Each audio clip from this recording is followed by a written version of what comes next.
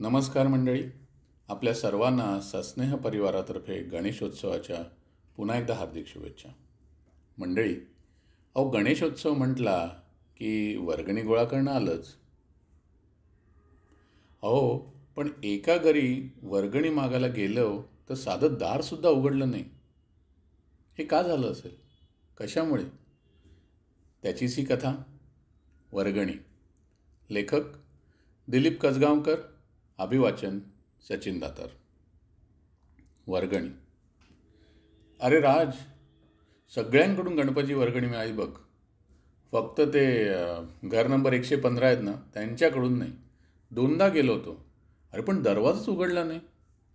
दुसऱ्यांदा गेलो ना, तेव्हा तर घरात लाईटसुद्धा दिसत होती. त्यांच्या घरासमोरचं झाड पडल्याचा खूप मोठा आवाज झाला तरीसुद्धा दरवाजा उघडला गेला नाही बघ. बहुतेक वर्गणी द्यायचीच नसणार त्यांना. गणेश मंडळाचा एक कार्यकर्ता सांगवता, जाऊ दे रे मित्रा, अरे बाहेर वगैरे गेले असतील, राहिले असतील घरातले लाईट चालू, ठीक आहे, मी बघतो उद्या सकाळी जाऊन. इथे राज. दुसऱ्या दिवशी सकाळीच राज पोहोचला. आज वर्गणी घ्यायचीच राजने मनोमन ठरवलं. बेल वाजवली तो दरवाजा उघडला गेला. आणि काय आश्चर्य, राजच्या कॉलेजमधली नेहा, अहो तिने दरवाजा उघडला. राज, तू इतक्या सकाळी इकडे कसा बरं? नेहाने जरा आश्चर्याने विचारलं. काही नाही ग नेहा, अगं काल रात्री हे तुमच्या घरासमोर एवढं मोठं झाड पडलं, खूप आवाज झाला, बेलही वाजवली, पण कोणीच उघडलं नाही दार. अगं म्हणून जरा काळजी वाटत होती, म्हणून पुन्हा सकाळी आलो. अरे आधी आत तर ये राज, मी आपल्यासाठी चहा करते, असं म्हणत नेहा आत गेली. चहा पिता पिता नेहाने जे काही सांगितलं ते ऐकलं आणि राज मात्र स्तंभितच झाला. अरे राज, 2 महिन्यापूर्वी ना रात्री माझ्या आईबाबांना एका कारने उडवलं होतं. दोघांच्याही पायांना गंभीर दुखापत झाली रे. त्यामुळे त्यांना चालता देखील येत नाही. काल मी नेमकी रात्री उशिरा आले बघ घरी, आणि त्यामुळे कोणीच दरवाजा उघडला नाही, नेहाने सांगितलं. अरे राज, त्या माणुसकी शून्य कार चालकाने गाडीसुद्धा थांबवली नाही रे, निघून गेला सरळ. हो, कुठे, कधी घडलं हे सगळं? राजने विचारलं. अरे आपल्या साठे कॉलेजच्या समोरच, काहीतरी एक रात्रीचे 10:30-11 वाजले असे बहुतेक, नेहा म्हणाली. आणि राजला पटकन तो दिवस आठवला. आई, बाबा आणि तो एका पार्टीतून परतताना त्याच्याच बाबांकडून एक अपघात झाला होता. बाबांनी पार्टीत थोडंसं ड्रिंक घेतलं होतं, त्यामुळे पोलीस केस झाली तर भलतंच महागात पडेल, हो म्हणून त्यांनी गाडी थांबवली नाही मदतीसाठी. त्या दिवशी खरं तर राजने बाबांना गाडी थांबवण्याची खूप विनंती केली, पण त्यांनी काही ऐकलंच नाही राजचं. राज, अरे कुठे हरवलास? नेहाने विचारल्यावर राज पुन्हा वर्तमानात परतला. ऑपरेशन करायला लागेल आणि त्याला 4-1 लाख रुपये खर्च येईल, डॉक्टर म्हणालेत. FD मोडून 2-3 लाख मिळतील, पण बाकीच्या पैशांची व्यवस्था झाली की मगच मी ऑपरेशन करणार आहे, नेहा म्हणाली. बरं नेहा, मी काही मदत करू का? राजने विचारलं. नको रे राज, कोणाची मदत घेतलेली आईबाबांना अजिबात आवडणार नाही, नेहाने अगदी स्पष्टच केलं. वर्गणी मागायला आला खरा राज, पण ती न मागताच तिथून बाहेर पडला. हे सर्व आपल्यामुळेच झालं आहे हे राजने मनोमनी मान्य करून टाकलं. एकदम राजच्या लक्षात आलं, अरे नेहाचा आवाज अगदी खूप छान आहे, ती गातेही सुंदर. कॉलेजमधल्या सिंगिंग कॉम्पिटिशनमध्ये ती नेहमी पहिला क्रमांक आणायची. मग काय, राजने गणपती उत्सवात गायनाची स्पर्धा ठेवून त्या स्पर्धेत बक्षीस म्हणून 10,000 रुपये ठेवले होते. अर्थातच बक्षीस नेहाला मिळालंच, तेवढीच तिला थोडीशी मदत. मग राजने अशा अनेक स्पर्धा आयोजित केल्या, बक्षिसांची रक्कम जरा जास्तच ठेवून. अर्थात बहुतेक स्पर्धांमध्ये नेहाने बक्षीस पटकावलंच, त्या तिच्या सुंदर आणि गोड आवाजामुळे. नेहा राजला पाहत होती. कधी कधी श्रोत्यांमध्ये तर कधी कधी पुढे येऊन तिचे अभिनंदन करताना. हळूहळू नेहालाही आता चांगली प्रसिद्धी मिळत होती. आवश्यक तेवढा पैसा जमल्यावर नेहाने आईवडिलांचं ऑपरेशनही केलं आणि सुदैवाने ते यशस्वीसुद्धा झालं. नेहाला आडून आडून कळलं होतं की या गायनाच्या स्पर्धा आयोजित करण्यात राजचा कुठेतरी सहभाग आहेच आणि त्याचमुळे बक्षिसाची रक्कमसुद्धा बऱ्यापैकी जास्त ठेवली जात होती. थोडक्यात काय, तर ऑपरेशनसाठी लागणारी रक्कम जमवण्यात राजने नेहाला मोलाची मदतच केली होती. का बरं केलं असेल त्याने? काय असेल त्याच्या मनात? माझी सिंपथी मिळवायचा प्रयत्न करतोय का? नेहाच्या मनात विचारांचं काहूर माजलं होतं. काही असलं तरी राजला भेटून त्याला थँक्स म्हणावं असंही तिला मनापासून वाटत होतं. कॉलेजच्या ऑफिसमधून राजचा नंबर मिळवायचा असंही तिने ठरवलं. आणि काय योगायोग, अहो दुसऱ्या दिवशी सकाळीच राज नेहाच्या घरी हजर. राज, बरं झालं तू आलास. अरे मला तुला काही सांगायचं आहे, नेहा म्हणाली.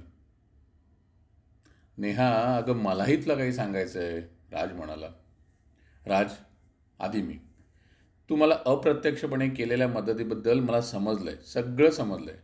आणि त्यामुळेच माझ्या आईबाबांच्या पायांचं ऑपरेशन होऊ शकले. त्यामुळे राज, मी तुझी अगदी मनापासून आभारी आहे रे. आता तुला काय सांगायचं सांग बरं, नेहा म्हणाली.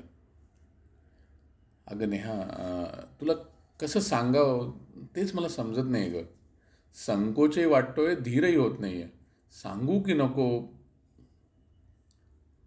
नक्कीच काहीतरी लव यू मॅटर असावं, नेहाने जरा अंदाज बांधला. उगाच अडकायला नको म्हणून नेहा पटकन म्हणाली. अरे एक सांगायचंच विसरले राज. अरे आमच्या सिंगिंग ग्रुपमधली एक मुलगी आहे ना, तिने मला तिच्या भावासाठी विचारलं आहे. पुढच्या आठवड्यात मला माझा निर्णय सांगायला सांगितलं आहे. हे ऐकल्यावर राजचा चेहरा पडतो की काय हे तिला पाहायचं होतं. पण त्याच क्षणी राजला शिंक आली आणि त्याने आपला चेहरा रुमालाने झाकला. अगं नेहा, मागच्याच महिन्यात एक अपघात झाला आणि त्यात माझे आईबाबा गेलेत. काल आई माझ्या स्वप्नात आली होती आणि तिने मला तुला सगळं काही सत्य सांगायला सांगितलं बघ. सत्य? अरे कसलं आणि काय सत्य राज? मला काय सांगायचं आहे, नेहाने विचारलं. नेहा, तुला आठवतंय तुझ्या आईबाबांना ते कारने उडवलं होतं? अगं ती कार माझे बाबाच चालवत होते. थोडं ड्रिंक्सही घेतले होते त्यांनी, त्यामुळे पोलीस केस झाली तर अंगावर शेकेल म्हणून त्यांनी गाडीही थांबवली नाही. मी ज्यावेळी तुझ्या घरी ते गणपतीच्या वर्गणीसाठी आलो होतो ना आणि तू तुझ्या आईबाबांच्या अपघातात बोललीस, तेव्हाच मला समजलं की हे सर्व आमच्यामुळेच, माझ्या बाबांच्या ड्रायव्हिंगमुळे झालं होतं. आणि म्हणूनच तुला शक्य तेवढी मदत करण्याचा मी प्रयत्न करत होतो. प्लीज प्लीज नेहा, तू मला माफ कर गं. खरंच. राजचा प्रामाणिकपणा नेहाला आवडला.